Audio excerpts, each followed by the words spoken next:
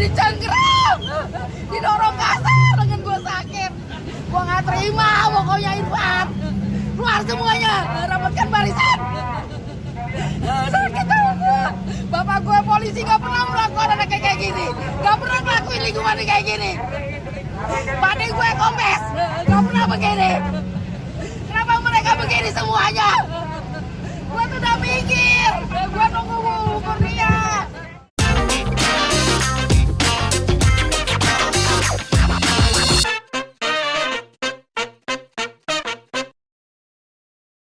Melihat ulah Rizik Syihab di sidang yang teriak-teriak dizolimi, saya suka ketawa. Seperti biasa, Rizik suka bermain drama supaya perhatian orang kembali ke dia. Memang beberapa orang kalau sudah tua, tingkahnya suka kembali ke anak kecil. Rizik termasuk salah satunya. Dia masih merasa kalau dia menjadi pusat perhatian seluruh orang Indonesia. Lihat aja, waktu kabur ke Saudi dulu juga, dia suka kirim-kirim video ceramahnya ke Indonesia.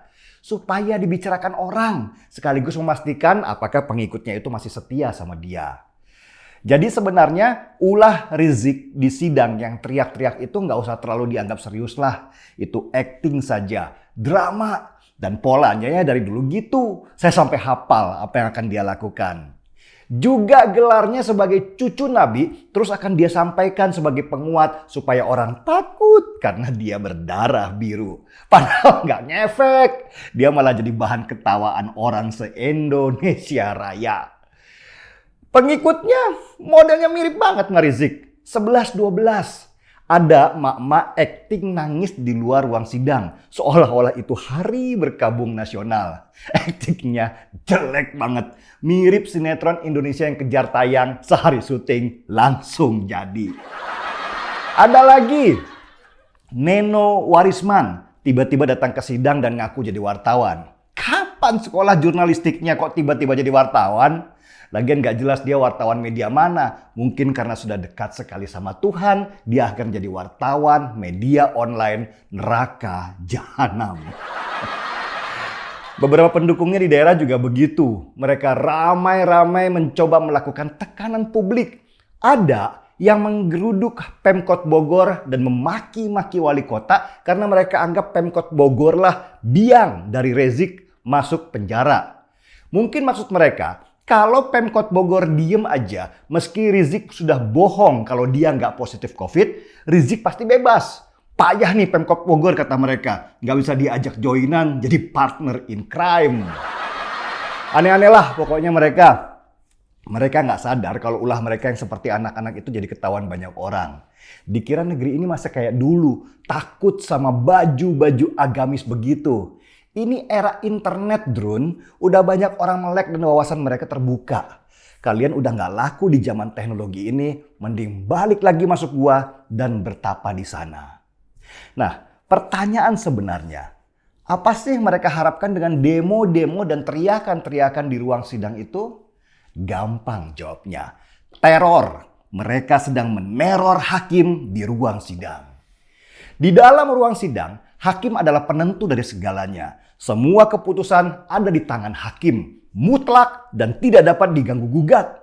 Masalahnya, hakim bukan robot yang gak punya perasaan. Mereka manusia juga yang kadang kuat, kadang mentalnya lemah. Dan mental hakim inilah yang terus-menerus digedor oleh Rizik dan pengikutnya.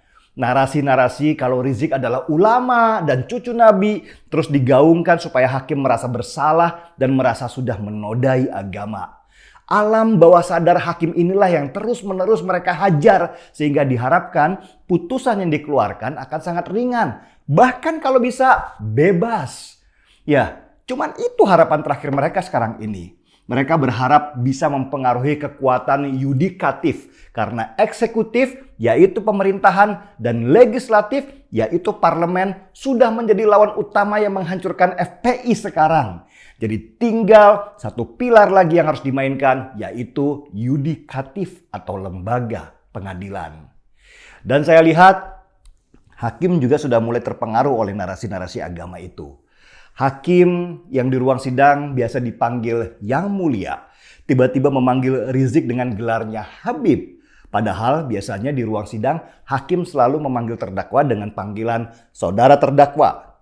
Dan keanehan kecil itu akhirnya jadi banyak sorotan, banyak orang. Mereka menganggap hakim mulai longgar di dalam persidangan. Apalagi ketika permintaan Rizik untuk sidang offline dikabulkan hakim. Makin terlihatlah hakim semakin mengakomodir permintaan Rizik. Padahal anehnya, apa yang dilakukan Rizik dan pengacara-pengacaranya di persidangan seharusnya sudah memenuhi syarat penghinaan pada pengadilan atau contempt of court. Pengacara Rizik bahkan teriak-teriak di ruang sidang dengan bahasa yang tidak enak didengar. Rizik juga membuat kericuhan di dalam sidang yang tidak menghormati majelis hakim sebagai pembuat keputusan.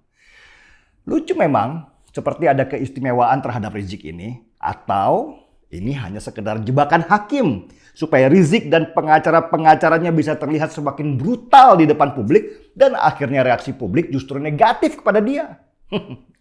Entahlah, bisa saja begitu, tapi kelihatannya kok jauh ya. Pada intinya, kewibawaan hakim dan ruang sidang harus dijaga betul oleh orang-orang yang punya integritas.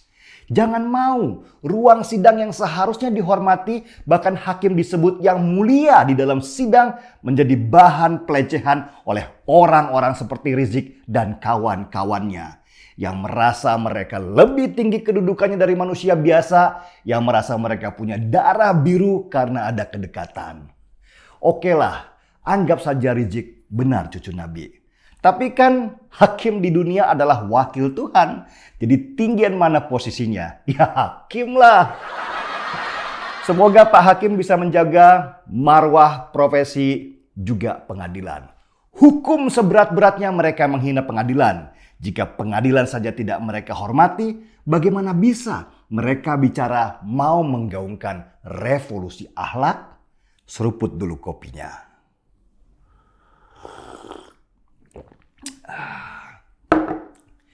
Markibong, mari kita bongkar semuanya.